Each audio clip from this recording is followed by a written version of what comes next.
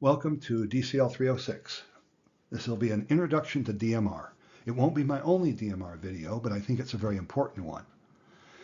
After you watch this one, I'll present DCL 307. Once you watch the two, my goal is if you are a beginning land mobile radio professional or a beginning ham radio operator, you at the end of two videos will understand what DMR is, pretty much how it works, and above all, you will clearly understand how to program a DMR radio on any system. I know that sounds like an impressive promise. Give me a few minutes to make good on it. I'm going to start with an overview. What is DMR? Where did it come from? I'm going to spend about 30 seconds on the protocol documents, and then we'll get into the guts of DMR. Not too deeply. There won't be any big math or anything like that. But I think when you get done with this video, you're going to be surprised how much you understand about DMR that you don't right now. All right, where did DMR come from? As you know, Fusion and D-Star were designed for ham radio. DMR was not. The Europeans came up with DMR. They wanted a digital radio system that did a lot of cool things, so they invented this huge protocol, and they did a pretty good job. The original DMR in the late 2000s, around 2008, wasn't really that impressive, but in the last 15 years, my goodness, has it improved. DMR really works well. Now, worldwide, DMR is supported by the DMR Association. That's users, dealers, manufacturers, government agencies. They support and promote the protocol. Now, there are 5 technical documents. Most of the information in this presentation comes from the first 2. These apply heavily to ham radio. The next one applies to ham radio largely, but not completely. Part 3 has little to do with ham radio, and Part 4 has nothing to do with ham radio at all. My point is, if you want to download the first 2, it might not be a bad idea if you really get curious about the protocol. You don't have to. I'll explain to you what you need to know, and then you decide how much more you want to know. All right, DMR comes in 3 tiers. Tier 1 has nothing to do with anything outside of the European Union, so I'm not even going to talk about it. Tier 2 is conventional. What this really means is it's not trunking, it's mobile radios, portable radios, and repeaters. For the most part, this is DMR. It's definitely DMR in the ham world. In the land mobile radio world, most of DMR is conventional Tier 2. Tier 3 describes the trunking environment. Again, we don't care about that in ham radio. All right, so let's look at the guts. Most of ham and land mobile radio is based on FDMA, frequency division providing multiple access. Basically what this means is if I want to use CB channel 5, you've got to use some other CB channel. We are dividing up the frequency spectrum and giving different frequencies for each user. That's FDMA. Now we're doing our FDMA with our human brain. There are some trunk systems that do it with a trunking controller, and the controller tells your radio what channel to go to. But most of FDMA is based on human logic. TDMA, that's not the way it works at all. This is all controlled by the computers in our radios and repeaters. TDMA is time division providing multiple access. This means we're going to give time slots to each user. In TDMA, as far as DMR goes, there can be 2 users per RF channel. So there's 2 separate time slots.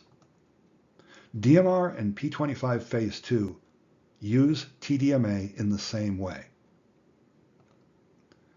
This is a sophisticated system, and generally speaking, when you're talking on your DMR radio, the repeater is handling everything. It's handling timing, it's telling your radio how to behave, and you don't even know it's happening.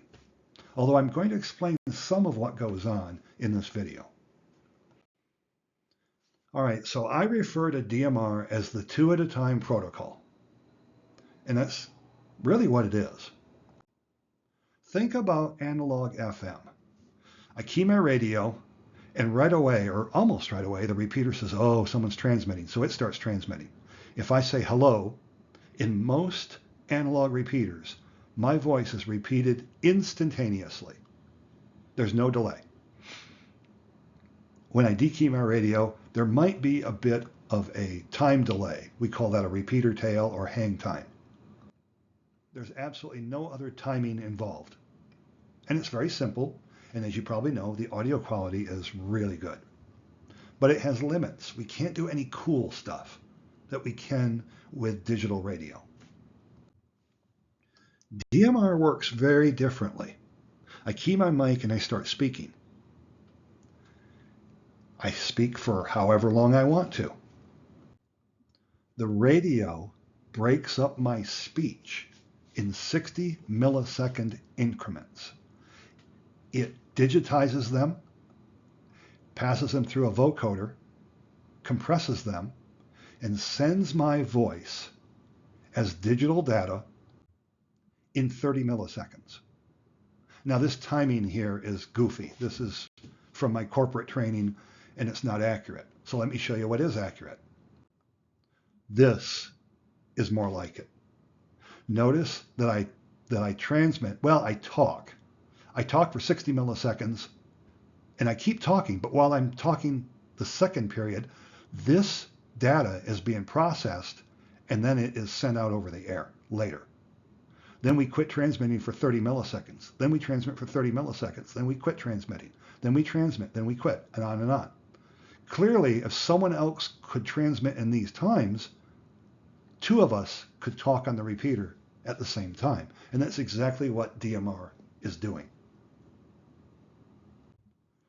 Now, let me try to explain something before we get started. I've got my little radio here. And the repeater's not transmitting because I'm not talking. So I send a signal, I key the mic and I send a signal to the repeater. The repeater wakes up. As a matter of fact, it's called a wake up. So the repeater wakes up and it transmits for a certain amount of time. In this time, it is sending synchronization data. My radio hears this, sets its clock, and the repeater is basically saying, here's the time slots, here's the timing of them. I can't draw them very well. My radio says, oh, okay. And the repeater also says, go ahead and transmit. You've got a time slot. It's time slot A or B or whatever. Now my radio starts transmitting voice. So this is the wake-up procedure. Once this is over with, we start to have something like this. Here are those bursts from my transmitter. They go out, the repeater hears them, and it sends them back. It rebroadcasts them, okay? It can't send them at the same time because it's got to wait for this data to come in so it can rebroadcast it. And this timing is critical. Notice how the repeater sends my voice out in the opposite time slot. If someone transmits here, they come back here while I'm transmitting. Well, I don't care. I'm not listening to them. I'm listening to my guys or my friends. Now, this isn't necessarily accurate, so let me try to fix something. This is more accurate. You see, when the first voice packet is finally transmitted, it may take a while for the repeater to process it. So it's either going to repeat it here or here or here. It's always an odd number of slots later, either a 1, a 3, or a 5. Same thing if someone transmits here. It'll be repeated here or here or here. The DMR protocol does not specify how soon after I make my burst of transmission that the repeater has to repeat it. It just has to repeat it in the other slot within a few time slots. Various manufacturers use separate amounts of delay. In my corporate environment, a Tier 3 repeater waits 3 slots. In conventional Tier 2, engineering doesn't tell us if it's the 3rd slot after or the first?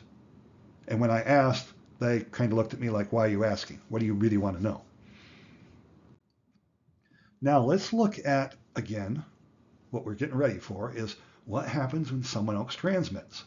I've already kind of told you, so you already know. The second radio transmits and is repeated here. I transmit and I'm repeated here. I transmit again, I'm repeated here. Or, as I said before, perhaps there's enough of a delay in the repeater that it gets repeated down here. So I'm repeated actually here. This guy's repeated here.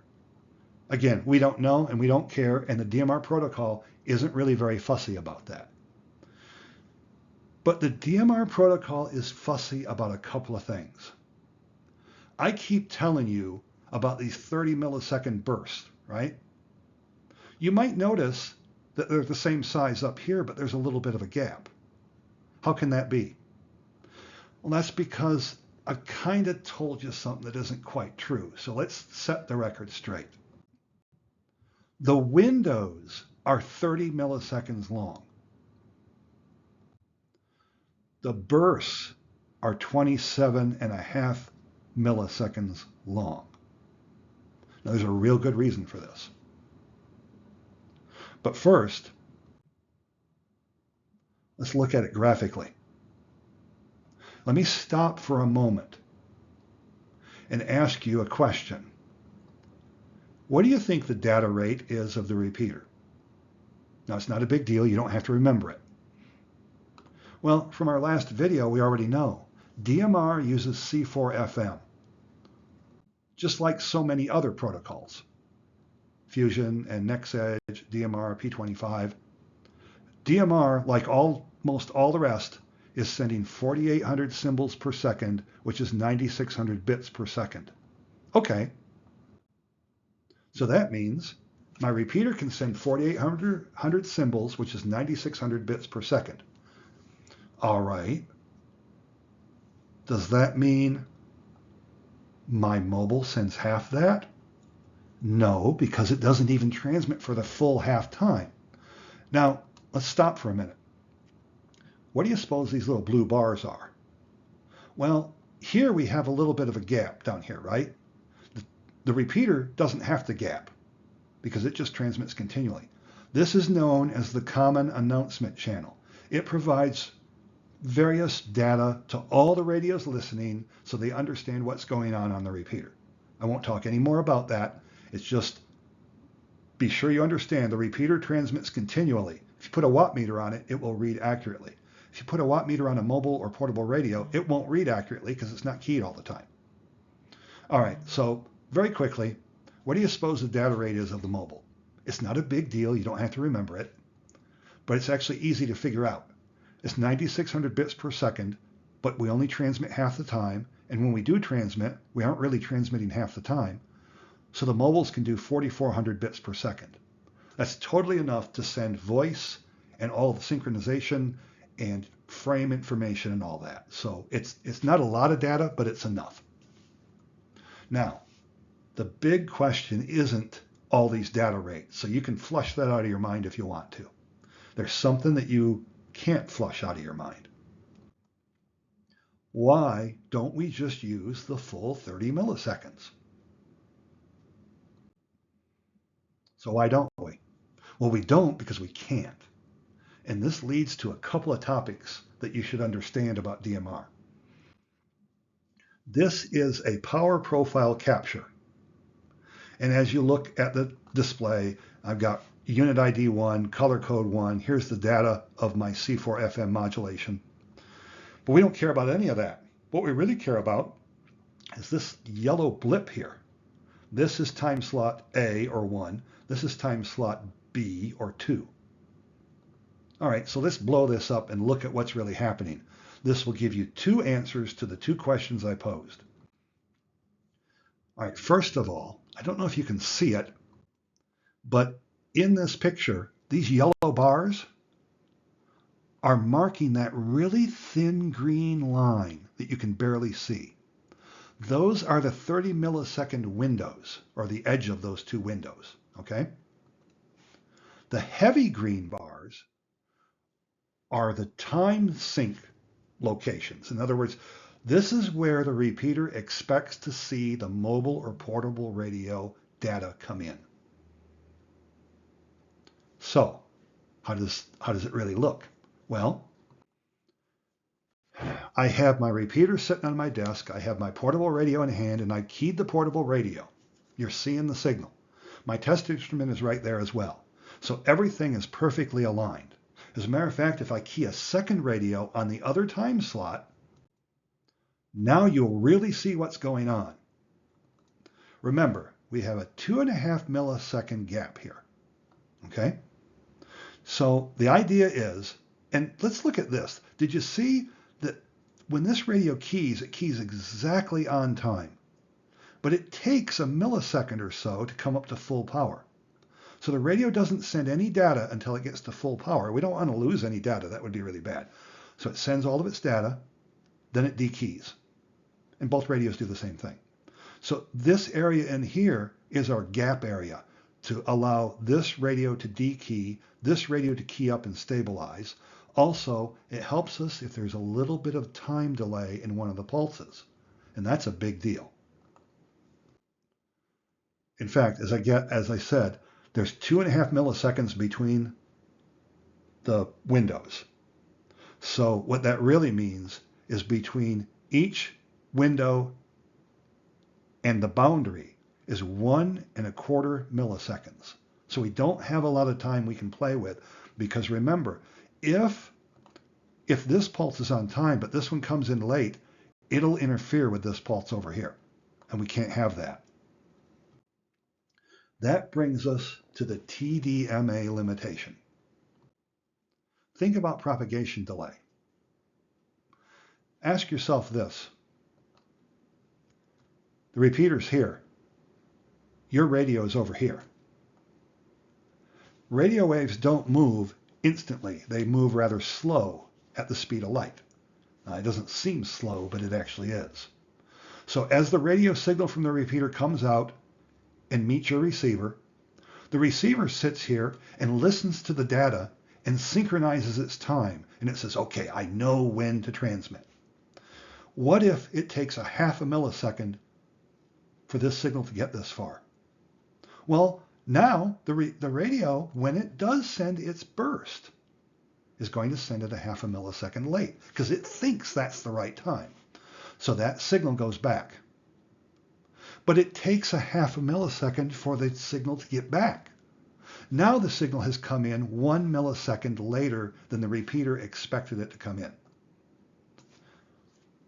Well, we know that we're okay because remember, our margin, if I didn't say it before, I hope I did, our margin is 1 millisecond. This line is 1 millisecond after the dark green line. This one is 1 millisecond after. I probably didn't get it exactly right, but you get the idea. So if the flat part here where there's data traveling out or being carried, if that flat part doesn't exceed the yellow line, everything's okay. But if it exceeds it, if the pulse is delayed too much and ends up over here, the repeater knows when to close the gate. And once we cross this borderline, the repeater is expecting to hear from this one. It will reject your data if it doesn't come in time. So we must stay within a millisecond.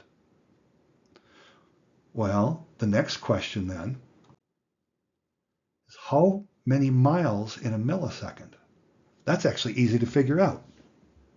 With the waves traveling at the speed of light, 1 millisecond is 1/1000th of a second. So we multiply it out and we find out we can be 186 miles away.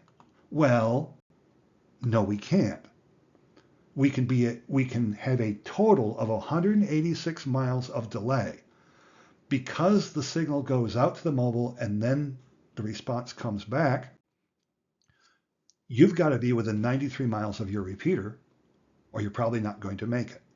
Now, I will say one thing. If no one's talking in this slot And if the repeater firmware allows the violation, then this pulse coming in a little later won't be a big deal.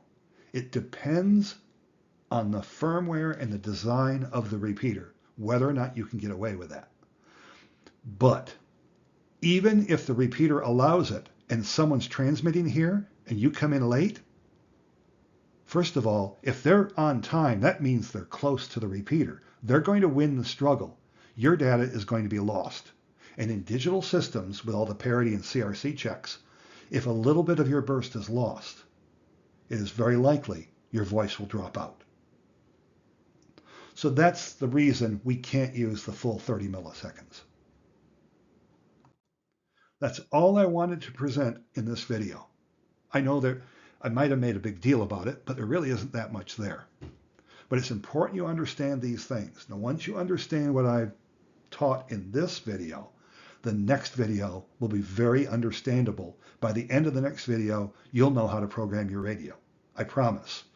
I know I've got to keep that promise. And speaking of keeping promises, I said I would show you how to find the protocol documents. Remember them? Here's how you do it. Go to Google or whatever and type in DMR Association.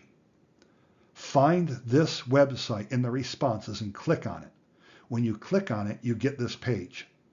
Now click this guy right here, and this will pop up. Click this guy. When you do that, you'll get this page. Here's your protocol documents, free to download to anybody. And if you want to read about the 3 tiers, you can read it here. Again, we're tier 2 in ham radio. Keep in mind that in ham radio, we don't institute all of this. There are many features that don't have any function to us or would work against us in ham radio. So you'll read about stuff that your ham radio won't do in DMR. So don't let that confuse you. It's intentional on the part of those that developed DMR for ham radio. We just left a few things out. I shouldn't say we, I wasn't part of it. We left a few things out to make things work the best for us. Again, next time, I want to talk about color codes and IDs and how the repeaters and the radios and the internet work together at a very high level. And at the end of the video, I'll show you how easy it can be to program a DMR radio, both in ham radio and in the land mobile world. I certainly hope this has helped. If you're watching this in the spring of 2025, give me another week or two before I can get 307 up, because I don't even have the script written yet. Thanks for watching, and I hope to see you next time.